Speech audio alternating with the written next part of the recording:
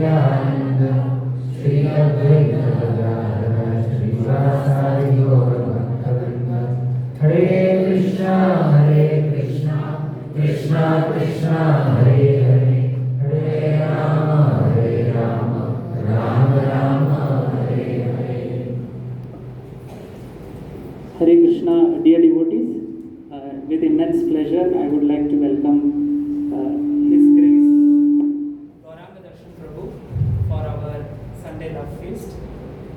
So some things I have given an opportunity to glorify devotees. So, yeah, there is a beautiful verse in the Padyavali. Rupa Goswami includes this verse, wherein Rupa Goswami describes that Aho aho bhir nakaler vidhuyate Sudha sudharam madhuram pade pade Dine dine navachandana chandra shitale Yasho yashoda tanayasya giyate.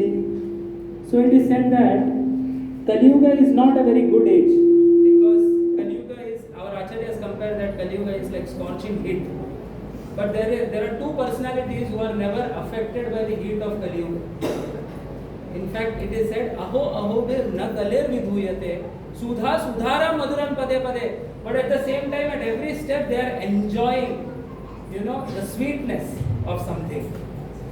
Dine dine navachandana chandra shitale. And also their body, is very cool. They are not affected by the heat of Kali Yuga. Who are those people? Yasho yashoda tanayasya giyate. Those people who are singing the glories of Yashomati Nandan Krishna and hearing the glories of Yashomati Nandan Krishna. So Prabhuji has kindly accepted our request to come here and speak about the 7 oceans of Krishna. He is going to submerge us in the nectarian pastimes in the ocean of Krishna. So thank you so much, Prabhuji. Speaking about him, he is the Dean of Bhaktivedanta Vidyapit. Also, he is based in Govardhan Eco Village, but throughout the year he travels to many places for preaching for the mission of Srila Prabhupada. His Gurudev is His Holiness Radhanath Swami Maharaj, and he is working under the auspicious guidance of Gauranga Prabhu. He has authored over 50 books in last 10 years. That's quite a big achievement. His Subodhini series is very much loved by the devotee community, especially for those people who want to dive deeper and understand the essence of the Shastras. But he has compiled from various acharyas and he has given quite links and everything. It's very beautiful. So thank you so much, Prabhuji, for blessing us with your auspicious presence. Also, one more announcement. Those children who cannot sit for the entire class, there is Anupampa Mataji. She is taking care of the kids. So the parents, they are requested to send their kids with her. Thank you.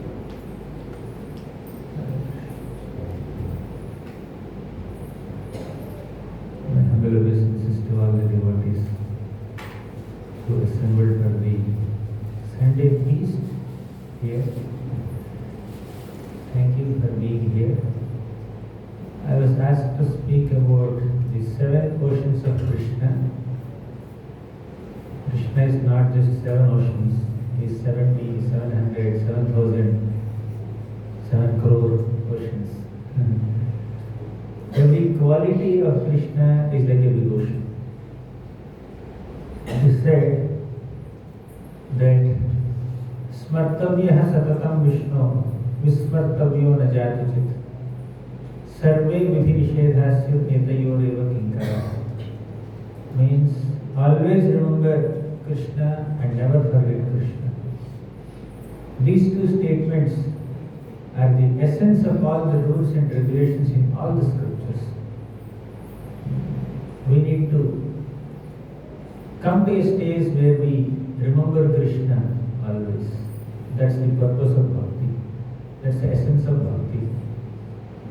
But for us to constantly remember Krishna, come to the level of Krishna Smarana, we need to do some Shravanam and Kirtanam. What brings someone to the stage of Shravanam? Some mercy of Krishna, some mercy of Krishna's devotees. It is only by the mercy of Vaishnavas that we get an opportunity to hear Harikatha, and that hearing will eventually transform into remembrance, occasional remembrance. And that occasional remembrance becomes constant remembrance, hopefully, soon. Bhagavatam says, in the first canto, Bhagavatam says, Yadanudhyasina yukta karma granthi nibandhanam chindanti kovidastasya kona kuryate katha. Lot of resound. Make it little sharp. You repeat after me. Yadanudhyasina yukta karma granthi nibandhanam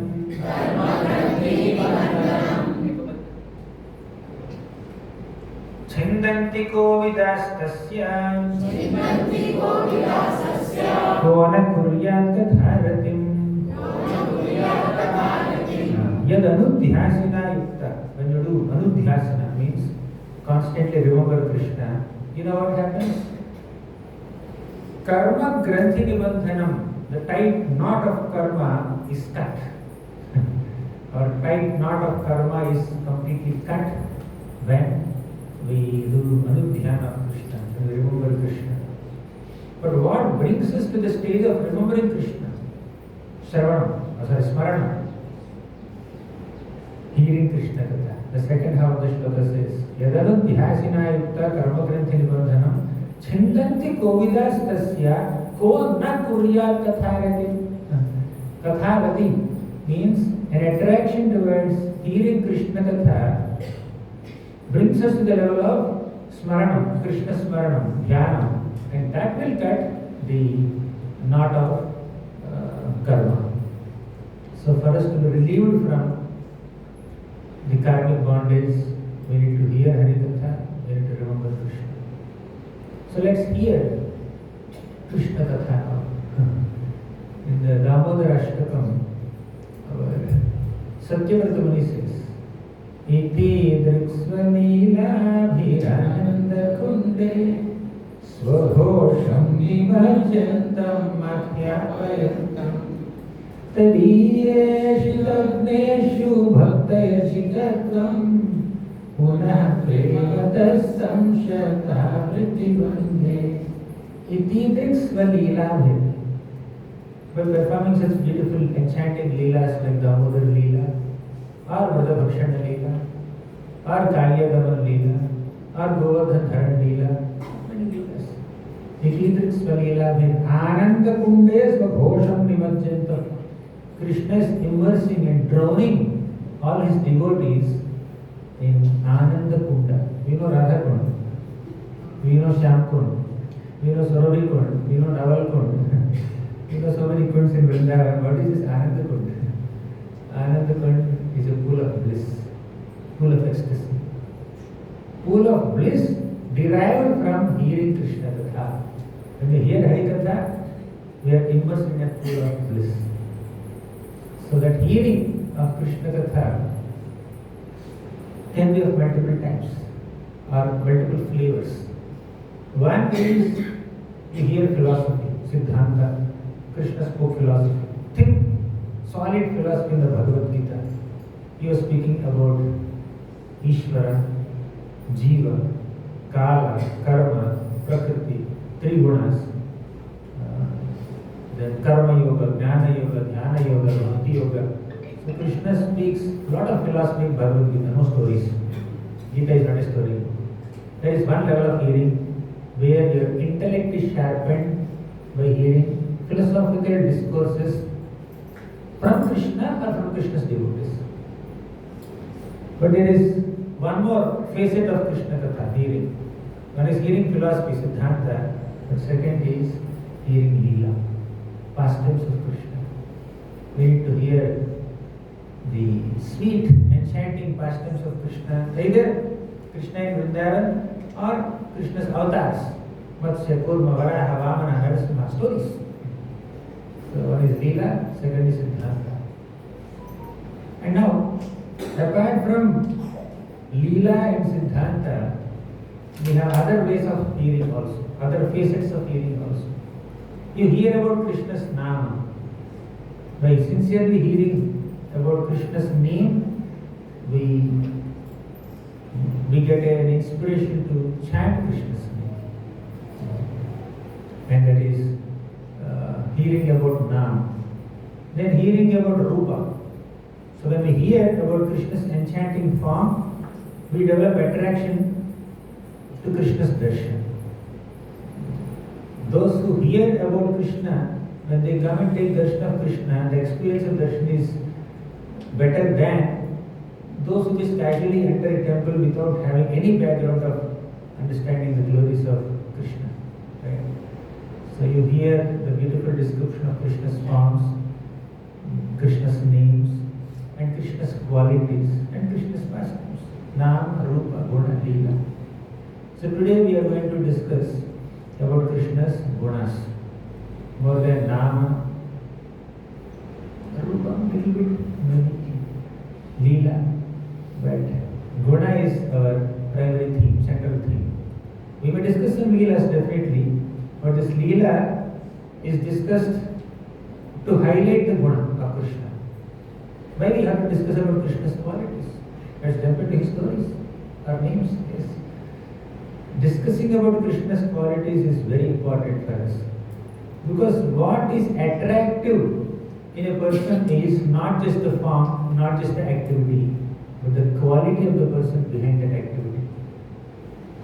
Therefore, Guna Kirtan is very important. Guna Shravanam is very important. We need to hear Krishna's Leelas and Siddhanta and all, but Siddhanta attracts us towards Krishna to some degree. Leelas definitely attract our hearts. But in these Leelas, what are the qualities that Krishna is exhibiting? That's very important for us. For example, Putana Leela we definitely hear. Amazing. But what is the quality of Krishna that he demonstrated in Putana Leela, Putana Mokshan Leela? His compassion, his kripa. So, we need to hear Krishna Katha or Krishna Leelas in such a way that we develop appreciation towards Krishna's qualities. It is Krishna's qualities that attracted the heart of so many sages who fell in love with Krishna completely. You please repeat after me. I'm going to discuss a very important shloka from the first canto. Atma Ramascha Bhunayo Nirgrantha Apyurukrame Kurvantya Haitukim Bhaktim Itham Bhuta Guno Hari. Atma Rama means self-satisfied sages. Atma Ramascha Gunayo means great thoughtful sages. Nirgrantha means illiterate people. Those have nothing to do with any grantha. Atma Rama, Muni and Nirgrantha. Or any other category you bring in. When they hear about Krishna's qualities, they are attracted to bhakti. Atma Ramascha Gunayo Nirgrantha Api Urukrame Kurvanti Ahaitukya Bhaktim Ittam Bhuta Guno Hari. Lord Hari's qualities are so great that just by hearing about Lord Hari's qualities, even great Atma Rama self-satisfied sages also fall in love with Krishna. That's how Sukadeva Goswami fell in love with Krishna. Right? Sukadeva Goswami was attached to some impersonal conception earlier. He was attracted to Jnana. But he became a pure Bhakta. When? When he heard about Krishna's qualities. Hare Gunakshipta Bhatihi Bhagavan Vadarayani Adhyagan Mahadakhyanam Nityam Vishnu Janapriyaha. By hearing about Krishna's qualities, Hare Gunakshipta Bhatihi, the Mati, the mind of Sukadeva Goswami was completely absorbed and immersed in the nectarian qualities of Krishna. Morning we were discussing Dhruva Maharaj's prayer. Neshye bhavad guna katha amritapana mattah. Bhavad guna katha amritapana mattah. Let me drink the nectar of glorification of your divine qualities and become intoxicated, so that I become oblivious to the surroundings. This is Dhruva's prayer. In this way we see several times in Srimad Bhagavatam, Krishna's qualities are appreciated. And the process of hearing about Krishna's qualities is appreciated. because it is the qualities or the character or the conduct of a person that attracts our hearts and inspires us to offer our hearts to Krishna. Therefore, we need to hear about Krishna's qualities as much as possible, as elaborately as possible. In the 9th chapter of Bhagavad Gita, Krishna said, of course, in the 18th chapter of Bhagavad Gita also Krishna said the same thing. Manmana bhava bhakto madhyaji mamnamaskuru. 4 things only. Manmana, always remember Krishna. Bhava bhakto, become my devotee. Madhyaji, worship me. Mamnamaskuru, offer obeisances to me. Very simple. But whether we are doing Madhyaji or Mam Namaskuru, the idea is to remember Krishna. For example, somebody is doing Madhyaji, means worshipping Krishna, offering Aarti to Krishna. But although they are offering Aarti, their hands are moving around Krishna's form, mind is moving around some other forms. Right? So without Manmana, Madhyaji becomes a mechanical activity. Of course, even that also can give us some sukriti and spiritual credits. But while worshipping Krishna, we need to think of Him. Similarly, Mam Namaskuru. Sometimes we enter the temple, we offer obeisances to the deities, but the mind is somewhere else. Body is offering obeisances, mind is offering obeisances to something else. And it happens sometimes. It happens with me several times. It becomes a mechanical activity or a ritual more than a heartfelt activity. Therefore, amongst these 4 also, Manmana is very important. Means we need to remember Krishna. We need to keep Krishna in the mind. Then we will enter Krishna's mind. If we keep Krishna in our minds, then we will enter Krishna's mind. Otherwise, we will remain outside of it. So, although body may be serving Krishna, if the mind is not thinking about Krishna, then we need to understand we have a long way to go. That is also bhakti. Krishna definitely accepts bhakti rendered with senses also. But Krishna will be more happy and excited when we offer bhakti with mind also. We need to eventually come to that stage. Sadhana bhakti should culminate in bhava bhakti. Right? All the sadhana practices where we engage our senses in Krishna's service should bring us to a stage where we develop such an emotional bonding with Krishna. We need to fall in love with Krishna. That's the ultimate goal. But even in sadhaka stage also, sometimes our mind thinks about Krishna, right? At least sometimes, may not be always. But pure devotees, they always think about Krishna. But for practicing devotees, although they are always serving Krishna, they may not be always thinking of Krishna, but at least sometimes they think about Krishna. The idea of sadhana is to maximize the time of Krishna Smarana. Say, a sadhaka bhakta is thinking of Krishna while doing this sadhana for 5 minutes in a day. The goal is to make it 10 minutes in 2 days. The next goal is make it 10-15 minutes. Next goal is make it 1 hour. Like that. We need to intensify and increase our Krishna Smarana. And hearing about Krishna's qualities will help us do that Krishna Smarana. So Ramanujacharya says, Manmana, always thinking of Krishna means Mai apara karunya, saushilya, saundarya, madhurya, audarya, gambhirya, vatsalya, jaladho, nivishta manabhava. Means Manmana, or always thinking of Krishna, basically means to immerse our minds in the 7 oceans of Krishna. What are the 7 oceans of Krishna? Karunya Samudra or Karunya Jaladhi. Krishna is an ocean of mercy, compassion, Karunya. You can count. Right? I can ask some kids who are sitting here and there. There's some drama festival or what? Or is there some separate class? Number 1, Karunya means compassion. Mayapara Karunya. Second, Saushilya means an ocean of good character. Krishna is an ocean of compassion, Karunya. Second, Krishna is an ocean of Saushilya, good character. Karunya, Saushilya. Third, Saundarya Krishna is a notion of beauty, oceanic beauty, unlimited beauty. Fourth, Madhurya, very sweet. Krishna is extremely sweet. Karunya, Saushilya, Saundarya, Madhurya, Gambhirya. People who are beautiful and sweet may not be very grave and serious. Krishna is serious also. Gambhirya is a ocean of gravity. Gambhirya. Then sixth is Audarya. Audarya means benevolence, extreme degree of compassion. Right?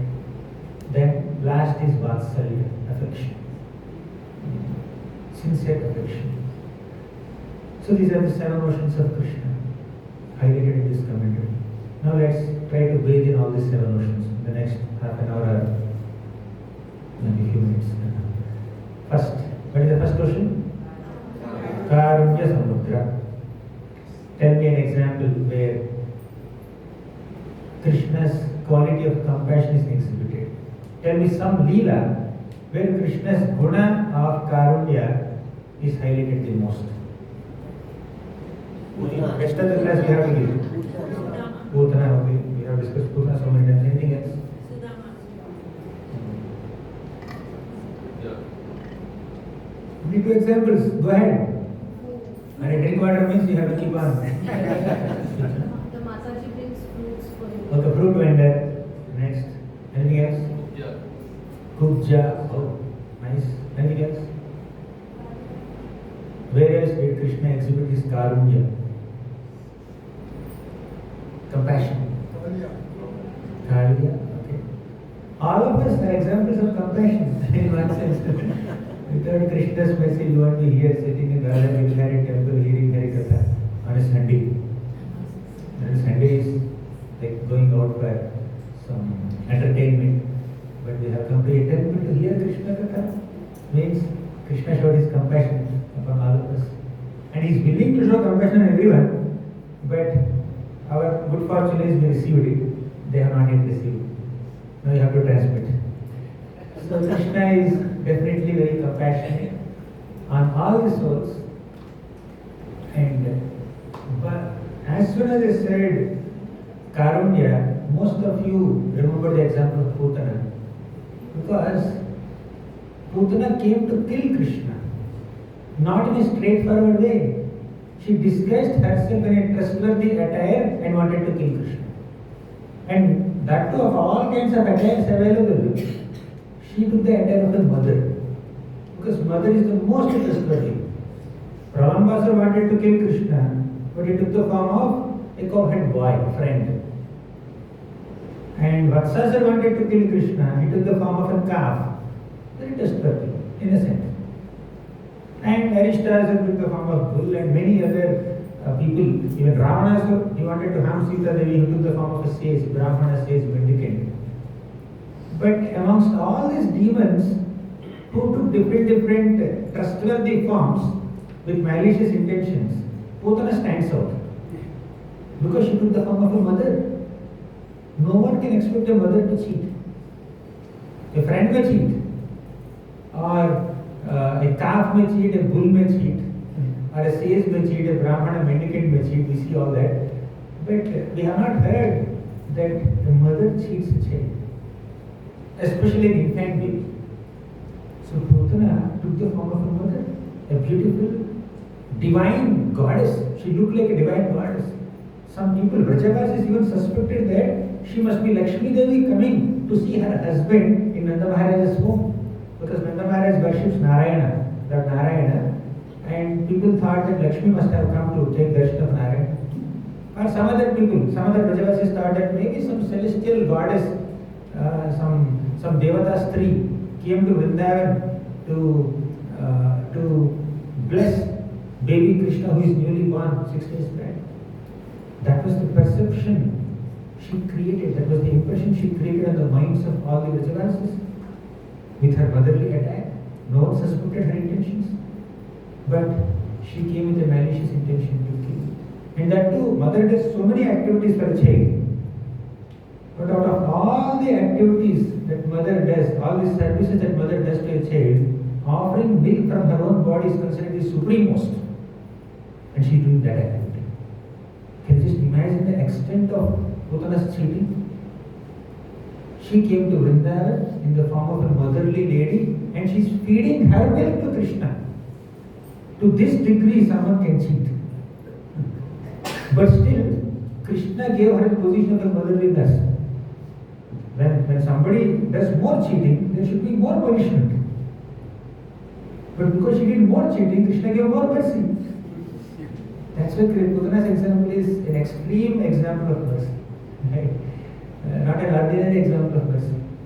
Krishna showing mercy on Aghasur, Vatsasur, Bakasur, Vyomasur is one level.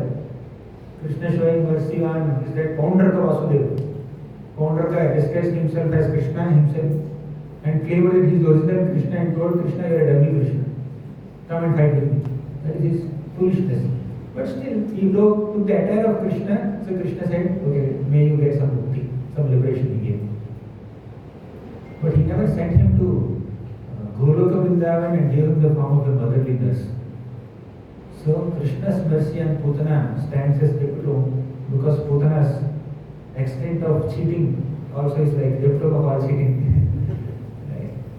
Putana loka balagni rakshasi rudhirashana jighamsayapi haraye stanam dattva vasargati. Putana loka balagni. Putana is accustomed to catch infant babies and suck their blood. Rakshasi, Rudhirasana, she is always thirsty for blood of not any creature, of an infant, small, days-old baby.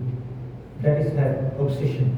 Udanaloka balagni, Rakshasi, Rudhirasana, Jighamsayapi harve. Jighamsa means although she came with a malicious intention. Stanam dattva vasargati. Because she offered milk to Krishna, she got Sadgati as the nurse, motherly nurse, directly assistant of Mother Yashoda in Goloka Vrindavan. How many of you want to become assistants of Mother Yashoda?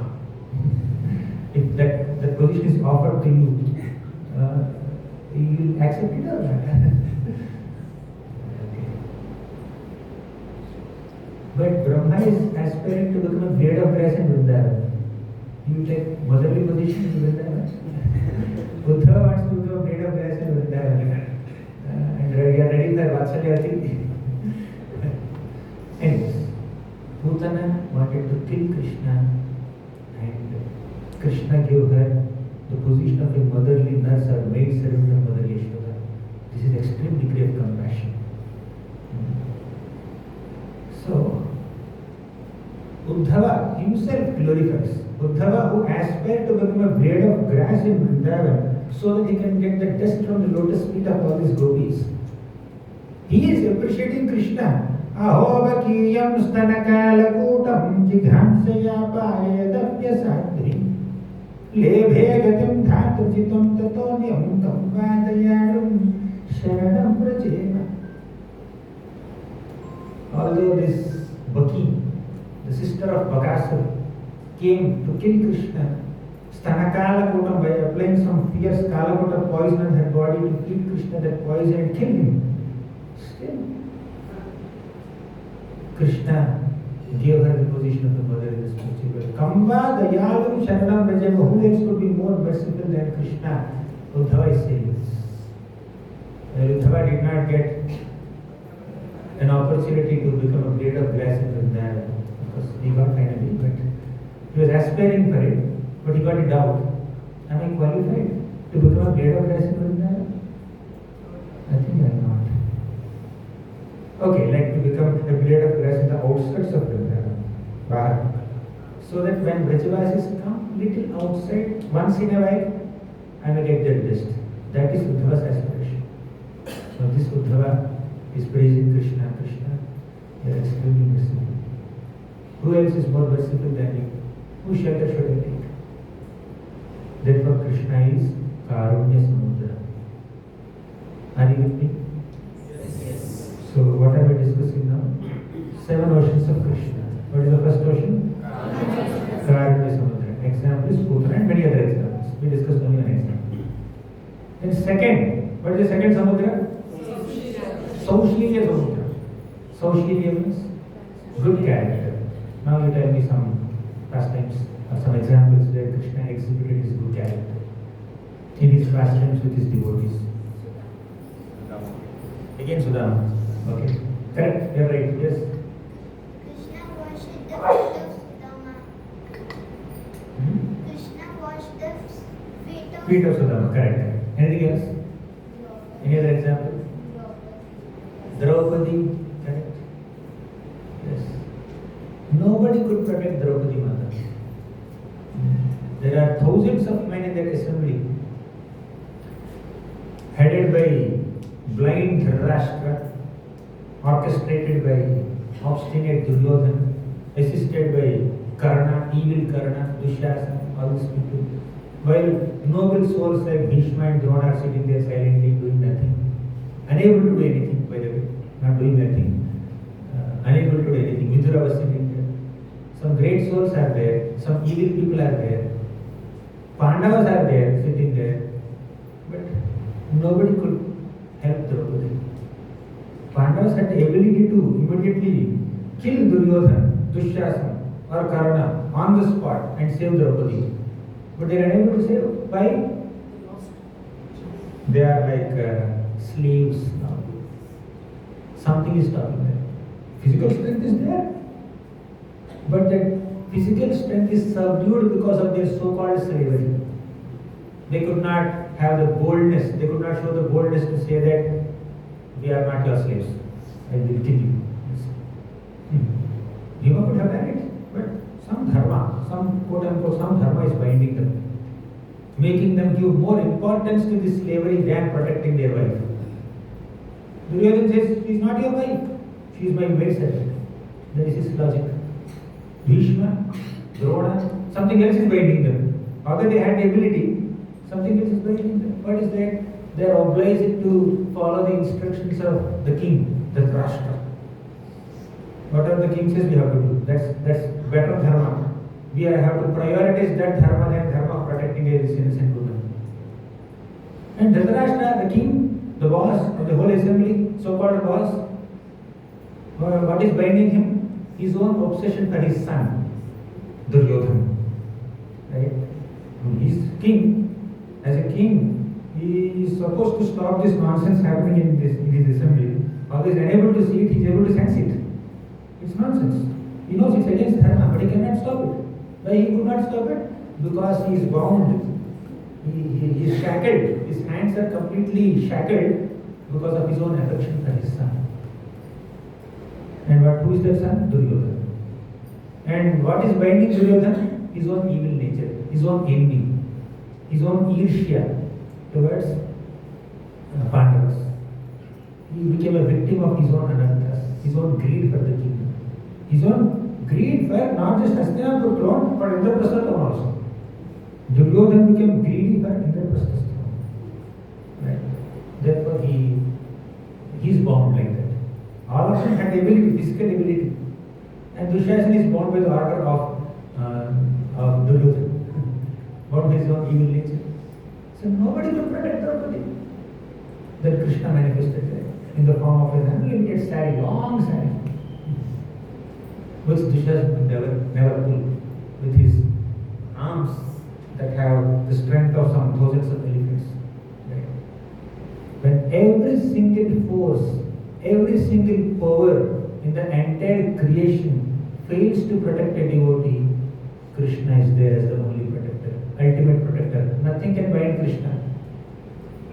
So many obligations, so many so-called dharmas or duties or positions or designations bound all the people in this adharma assembly. But nothing bound Krishna. He is sitting in Dwaraka somewhere. Although he is so far away, he is immediately killed.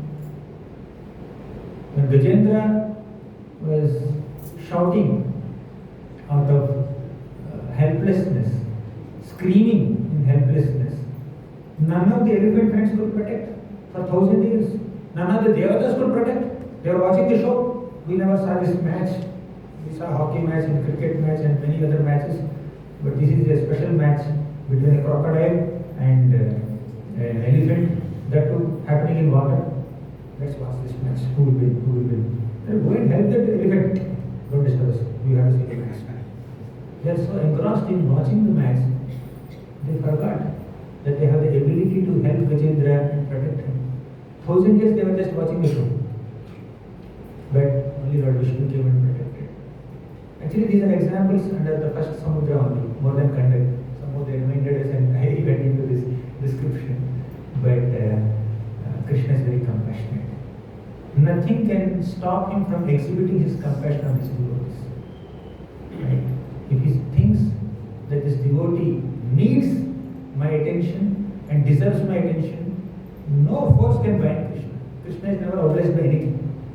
Sometimes, although we are concerned about someone, we are empathizing with someone or sympathizing with someone, we may not be able to show our kindness because something is wrong with us. Right? We cannot extend our helping hand to them because there is some other problem. But nothing can stop Krishna in exhibiting his compassion. Therefore, he is Karunya Samudra. Then coming to Saushiya, is Krishna washing the feet of Sudama Brahman. Krishna also washes the feet of all the guests of Yudhishthira Maharaj in the Rajasuya assembly, Rajasuya sacrifice. Then, at the Rajasuya ceremony, sacrifice, Yudhishthira Maharaj came on his chariot, Krishna came on his chariot. They both came in front of the palace. Yudhishthira had to get down from the palace, get down from the chariot and enter the palace. So Yudhishthira Maharaj saw that Krishna is also about to get down. So he wanted to get down and welcome Krishna. But before even Yudhishthira Maharaj could do it, Krishna hastily got down from his chariot and ran towards Yudhishthira Maharaj's chariot and he welcomed him. He received him. Why? Krishna is younger. Yudhishthira is older cousin. Age-wise Yudhishthira is superior. Krishna is just the prince of Dwarka. But Yudhishthira Maharaj is the Samrat of Indraprastha. This Krishna thought a king must be honored more than a little prince. Right? I am just a small prince. But Krishna, Yudhishthira Maharaj is king. Let me honor him. That is his etiquette. Saushiya. In Dwarka, whenever Krishna enters Dwarka assembly after a small trip to either Hastinapur or some other place, all the people just come and receive Krishna with so much love and affection. Then Krishna reciprocates with all of them because of his good conduct. He reciprocates with Brahmanas in a very respectful way. Some equals amongst the citizens of Dwarka in a very friendly way. Some younger ones in an affectionate way. So like that, with different categories of people, Krishna reciprocates just as it behooves. Yatha vidhi. Bhagavatam uses the word yatha vidhi.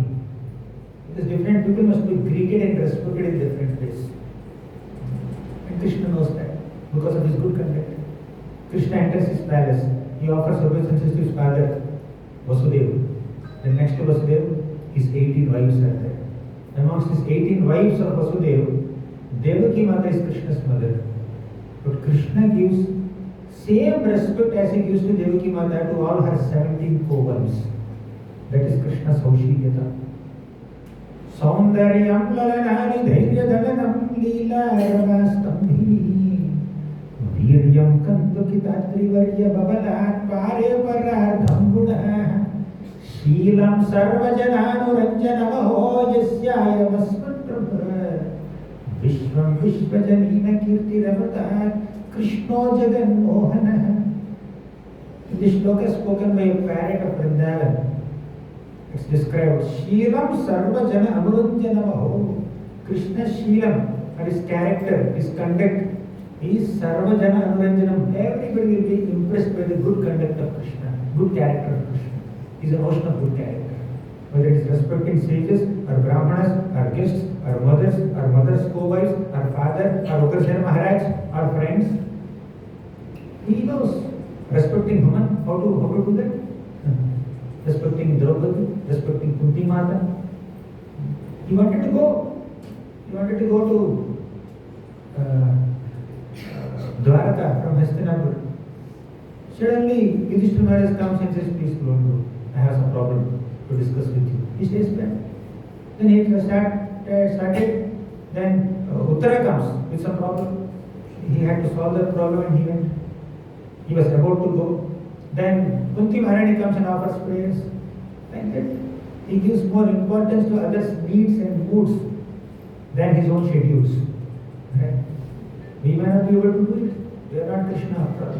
We may not be able to reciprocate with everyone. I think most of you must have had the experience. Right? No one can reciprocate with others as much as Krishna can do. Right? So, Krishna is a notion of good character. First is Karunya, second Saushilya, third Saundarya. Oh, what else can we discuss about Saundarya?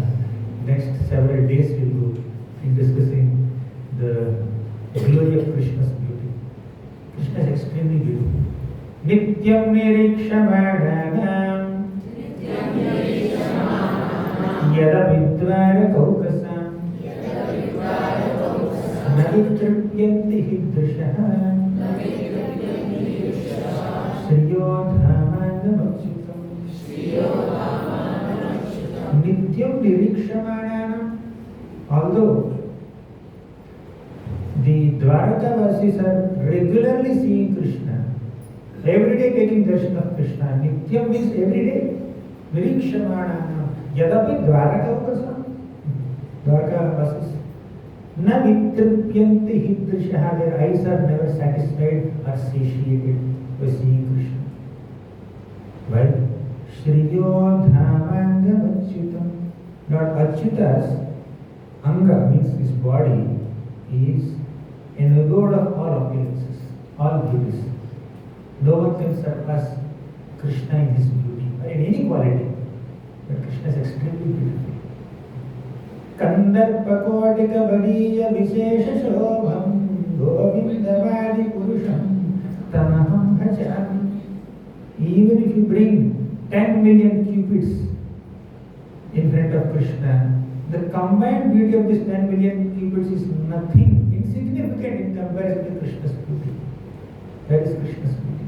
Therefore, he is Saundarya Samudra. He is an ocean of beauty. And there are hundreds and thousands of verses describing the beautiful form of Krishna. The way gopis relish Krishna's beauty. The way all the Dwarka queens relish Krishna's beauty. Krishna is so beautiful that when he sees his own reflection in the floor of Dwarka, he wonders, who is this beautiful person? And because of that surprise and astonishment on his face, his beauty increases.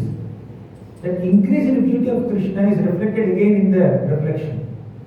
And Krishna understands. Krishna says, who is this beautiful person whose beauty is increasing as I am appreciating this beauty? And by appreciating that beauty, the enhanced beauty of his reflection, Krishna's beauty increases even more. You know why the gopis of Vrindavan decorate themselves in Vrindavan? Just to give pleasure to Krishna's eyes. They dress themselves so nicely. Not that they have so much of attachment to cosmetics and makeup and other things. But they understand, whenever we decorate ourselves nicely and go in front of Krishna, Krishna's eyes become very happy. To see happiness in Krishna's eyes, let us decorate ourselves. So, gopis beautifully dress themselves and go in front of Krishna, and Krishna becomes very happy. Seeing the happiness of Krishna, the gopis become even more beautiful. Beauty has two aspects. One aspect is the physical, visible beauty that is experienced by the eyes. But another aspect of beauty is the mood of the person. The mood. When somebody is very happy, although they may not be physically so beautiful, that happiness is the beauty there. Just look at a person who is nicely decorated with hundreds and thousands of ornaments, and like, or they're very tired, or exhausted, or sad, or crying. You can't see any beauty there. But look at a person who is extremely tired and exhausted physically, but he has a very broad smile on the face, happily laughing and smiling. He is more beautiful than this person. The reason is the mood. consciousness. More than consciousness, the mood there. But the third aspect of beauty is the beauty of the heart. Heart is so beautiful. Right? When somebody may not smile so much. They may not be very expressive. All feelings, emotions, whether they are negative emotions or positive emotions, they are always hidden in the heart of it. Sober, gentle, not very expressive. They sit in a corner. But in consciousness level, they are very pure. That purity is the beauty. For that, you need to know the person. Some people may be very expressive in front of camera or in front of certain other people. They may be very expressive. They may look very happy. The mood also may reflect their happiness apparently. But internally, they may not be very good people also. They may not have good qualities of satisfaction, humility, gratitude and all. So third aspect of beauty is the consciousness of the person. So one is physical beauty. Second is the mood of the person. Third is the internal consciousness and character of the person. The beauty of the heart. Right? So all the gopis of Vrindavan decorate themselves so nicely and come in front of Krishna. And seeing their happy mood and beautiful attire, Krishna becomes very happy. His mood is lit up, enhanced. Then seeing the enhanced happiness on Krishna's face, that also increases his beauty. The gopis become more happy and more beautiful. Seeing that the gopis become more happy and more beautiful, Krishna becomes even more happy and even more beautiful. And seeing that gopis become happier and more beautiful, and seeing this enhanced beauty of the gopis, the Supreme Lord Krishna becomes even more happy, more beautiful. I can go on and on like this for the rest of the class, or rest of the eternity. So that's how, although Krishna is unlimitedly beautiful, gopis are unlimitedly beautiful, their beauty constantly expands and increases. Right? The beauty of their hearts, the beauty of their moods, the beauty of their physical attires. So that's indescribable by an ordinary condition. So Krishna is an ocean of Saundarya. Right? So Karunya, Saushilya, Saundarya, fourth. Some people who may be very beautiful, they may not be very sweet. Right? They may look beautiful externally, but when you interact with them, oh my God, they are not sweet interactions. They are little rough or rude sometimes. Sometimes beautiful people in this world are very proud also. Looking them from a distance, your eyes will become happy, but interacting with them closely, your mind will become completely disturbed. It can happen like that in this material world. But Krishna is not only an ocean of beauty, he is an ocean of sweetness. Whether he is interacting with his mother, Yashoda Mata, and speaking some lies in front of her, or interacting with the neighboring gopis and teasing them, or Madhurya gopis and having some funny exchanges with them, or with the gopas he's playing with them, or teasing Madhumangal. Whatever Krishna does is beautiful. He is Saundarya and Madhurya, very sweet. Not only beautiful but very sweet. Sweet interactions. Adharam, Madhuram, Madhanam, Madhuram, Nayanam, Madhuram, Hasitam, Madhuram. Everything about Krishna is completely Madhuram. Krishna is Mathuradhipati, is also Madhuradhipati. Mathuradhipati means he is a boss of Mathura city. Madhuradhipati means he is the master of all sweetness. Madhuradhipati Akhilam Madhuram. Everything about Krishna is completely sweet. His actions are sweet. His walking is sweet. His talking is sweet. His flute playing is very sweet. That's why the four qualities of Krishna, which are not present even in Vishnu, are Venu Madhuri, Rupa Madhuri, Leela Madhuri, Prema Madhuri. They are considered sweet only.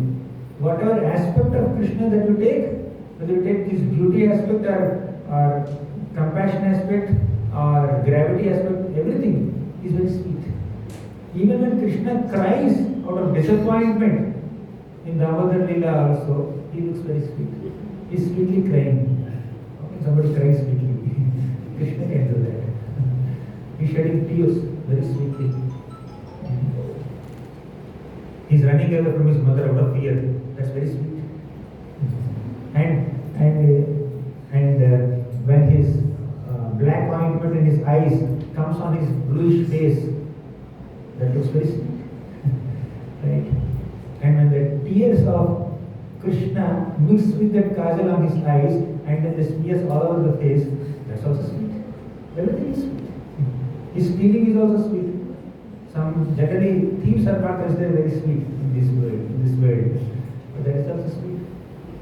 So Krishna is an ocean of sweetness. Karunya, Saushilya, Saundarya, Madhurya, then comes Gambhirya. Gambhirya means Krishna is very grave, extremely grave, if required.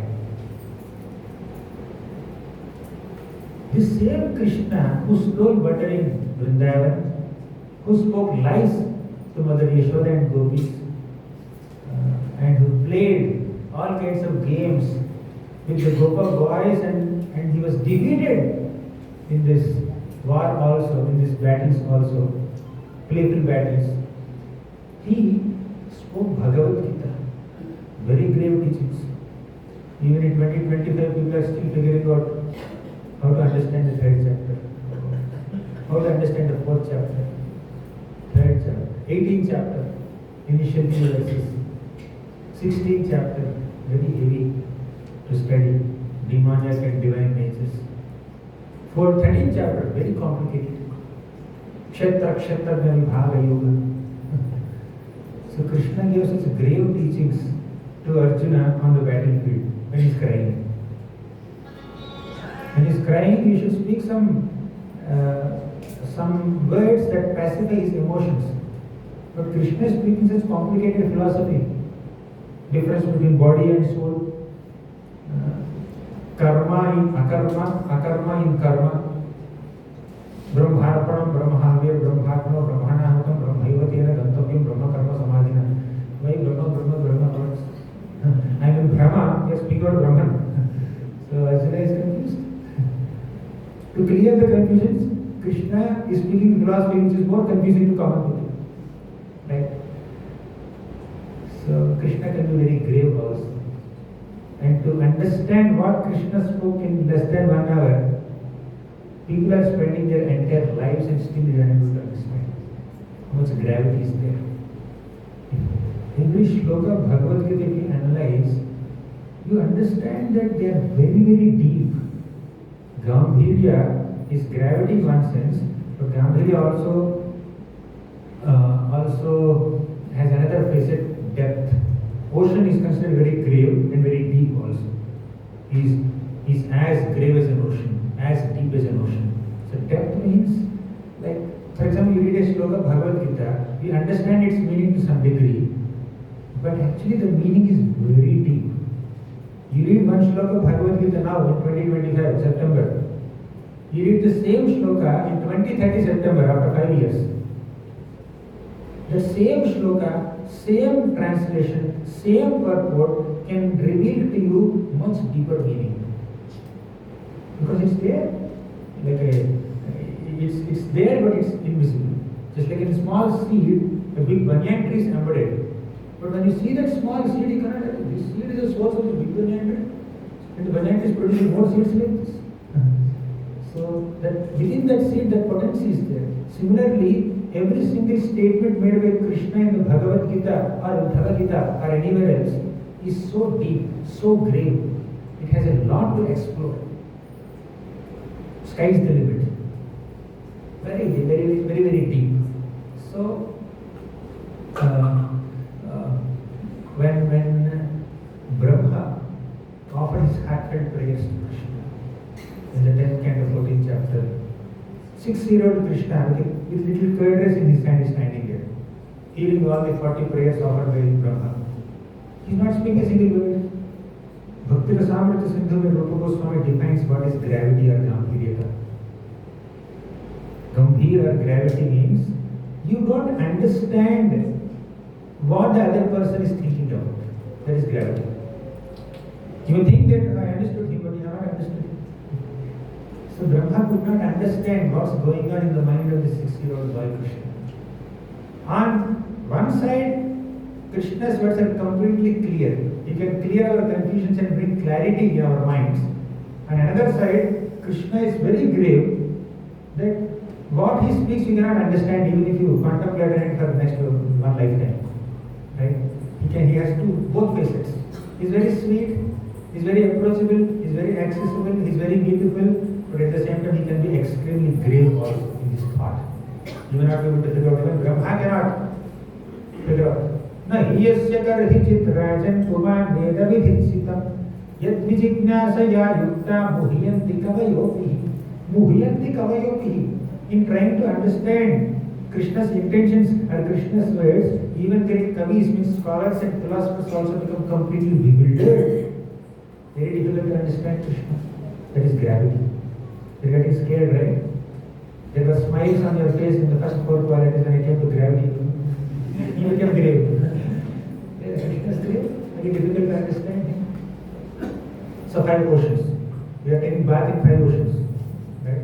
2 more oceans in 10 minutes. So what is the next question? Audarya. Audarya means extremely benevolent. Somewhat similar to Kripa, mercy. But the Lord's mercy or benevolence has multiple faces. One is, when you approach Him, He will show mercy. Second, wherever you are, He will approach you and give you mercy. Benevolence has this facet. Right? So He is extremely benevolent. That wherever the conditioned souls are, the Lord comes from the spiritual world all the way to the material world and show the mercy. Right? If Data is there, the charitable personality is there, he is sitting in his home. Whoever comes to his home, asking for something, I want something, then he says, oh, you want that? You take it. He wanted something else also, but unless he reveals it, he will not offer it. That's one. This is also mercy. But this mercy is exhibited in response to the request of the other person. But benevolence is different. Whether you ask for it or not, whether you even feel the need for it or not, He will come wherever you are and He will offer. And this aspect of Krishna, Udarata, is very beautifully demonstrated in the pastime of Lord Chaitanya Mahaprabhu. Lord Chaitanya Mahaprabhu is Namo Mahavadanyaya Krishna Prema Pradayate. Wherever the conditioned souls are, Mahaprabhu goes there. In the name of South India or whatever, he goes to wherever they are and he offers. And he sends his representatives like Nityananda Prabhu, Haridas Thakur, go and offer Krishna Prem to people. They are not accepting. Still we go and push them, let them accept. Then Nityananda Prabhu and Haridas Thakur, they put some blade of grass in their teeth.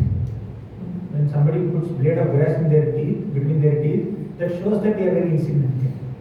So they keep this blade of grass in between their teeth and they fall at the feet of conditioned souls and beg them, please accept Krishna Prema, Krishna Nama, Dante Tiradhari.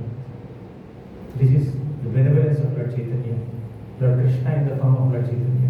Extremely benevolent. Namo Mahavadanyaya Krishna Prema Pradayate. Showing Kripa on someone who deserves it is at one level.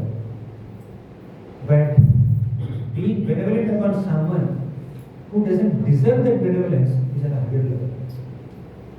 Patra patra vicharanam na kurute na swam param vikshate deya deya vivarshako na hinava kala pratiksha prabho sadyo yashravadikshana pranavana dhyanadina durlabham datte bhakti samsa eva bhagavan gauranga gati. Patra patra vicharanam na kurute. Who is qualified, who is not qualified, who is eligible, who is not eligible. This kind of vicharana, this kind of contemplation is never there in the Lord's mind. Let me just go and give Krishna Prema. Radhadattam nijagupta vittam swaprema namamrutam ati udaraha. Ati udara means extremely benevolent. Apamaramyo vitatara gauraha Krishno janebhyas namaham prapatti. Even to Pamaras, extremely fallen souls also, he gives Krishna Prema. Right? That is the Udarata of Krishna. Then comes the last quality, Vatsalya. This morning we were discussing about Dhruva Maharaj. Tameva Vatsashraya Bhrityavatsalam. Bhrityavatsalam means Krishna has extreme degree of affection for all his devotees. Just like a mother has affection for a child, Krishna has the affection towards all the conditioned souls, all the living beings, like 10 million mothers put together. That is Vatsalyata, Bhakta Vatsalyata. Out of his Vatsalyata, Krishna can become the chariot driver of his devotee Arjuna. He can become a doorkeeper of his devotee Dhri Maharaj. He can become a messenger of his devotee Yudhishthira Maharaj. He can become student of his devotee Ramananda Rai.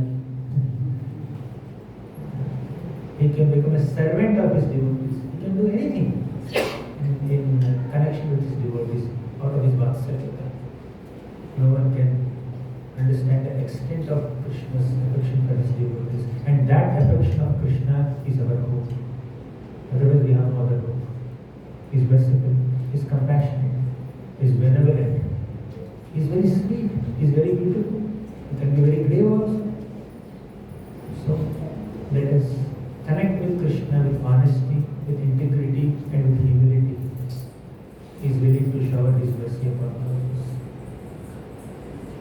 We have not even bathed in the seven oceans of Krishna. We just saw the oceans from a distance. The rest of the life is there to bathe. And once you bathe, you try to make others also take a bath, take a dip in this ocean. Thank you very much. Srimad Bhagavatam ki jai, Shri Ram. Any questions or comments?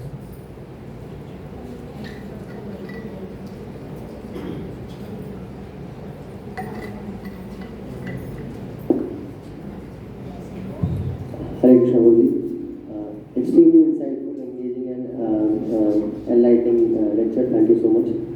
I have a question, Prabhu, not related to the seven oceans, but related to surrender and samadhi. Normally, in the whenever, because of the shastric knowledge and because of yeah, is it clear now? So, because of the shastric knowledge and all the shravan that we are doing, we want to attain that stage of Sharanagati and surrender. But because of the material challenges and problems that we all go through, sometimes it becomes difficult to actually give that complete surrender into the lotus feet of the Lord. And logical mind actually goes down in the derailment, especially when we see some devotees going through those challenges of the material challenges, not so-called. Because of the knowledge, we understand that the spiritual plane, we are getting purified. And we are getting an opportunity to become more surrendered to Krishna and chant more and remember more. But sometimes it becomes really, really difficult to balance this out. So I would want you to guide us. How many of you have the same question? Quite a few. Yes, because of the material challenges, we may not be able to surrender or take shelter of Krishna. But as we discussed in the morning, if a patient says, I am so sick that I am unable to take medicine, it doesn't make much sense. If a hungry man says, I am so hungry that I am unable to take this food, it doesn't make much sense. Similarly, if a seeker or a devotee says, I am so much caught up in material problems, therefore I am unable to take shelter of Krishna, that also doesn't make sense. Because we are caught up in material problems, therefore we have to intensify our shelter. We have to take shelter of Krishna more intensely, with more desperateness. In fact, Kali Yuga is considered better than the previous 3 yugas. You know, and also this earthly plane is considered better than the heavenly abodes also. The answer is very simple. Because only in this earthly plane and only in this Kali Yuga, we become so disgusted with this material world. If somebody is there in the heavenly planets, there is happiness around everywhere. Do you think they can take shelter of Krishna? No. Pramushta atisaya indriya utsavaha.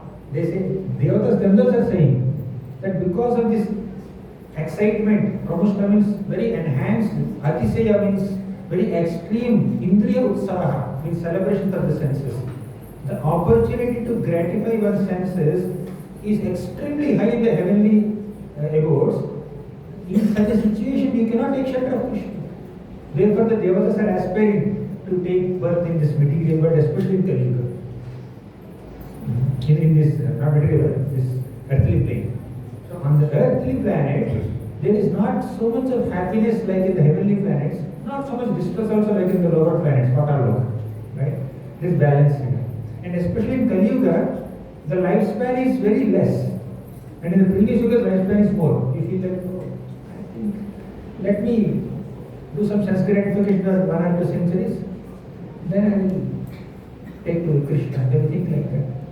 And the climate, around the atmosphere, the living conditions, people's intellectual ability, mental capacity, sensual strength, all these are so high in the previous Yugas, but people don't feel the desperateness to take shelter of Krishna. We may think that if I don't have material problems, I can take shelter of Krishna more intensely, but we are an illusion. All the material problems are an impetus for us to take shelter of Krishna more intensely. When material problems are absent, we will forget Krishna. We will not take shelter of Krishna. The proof is the people of previous Yugas and people in the heavenly planets. And of course in Bhagavad. Indra, is he desperately taking shelter of Krishna? How many stories of pure devotees we discuss from the upper planets where there is hardly any material pain? Most of the discussions are about devotees who are in the earthly plane only. Right? Because there is misery in this world, we can take shelter of Krishna better. If we think because of misery I am not able to take shelter of Krishna, that statement itself doesn't make any sense. There is no logic in that statement. How they are saying logical brain thinks that okay, when there is comfort then we can take shelter. Of course we have to avoid misery. To the best of our ability we have to avoid misery. Right? When situation is beyond our control, surrender to the situation. And surrender to Krishna in that situation. Kunti Maharani says, if there are no sufficient calamities, it's very difficult to take shelter of Krishna. Therefore, Krishna giving more calamities, right? More reversals, more miseries.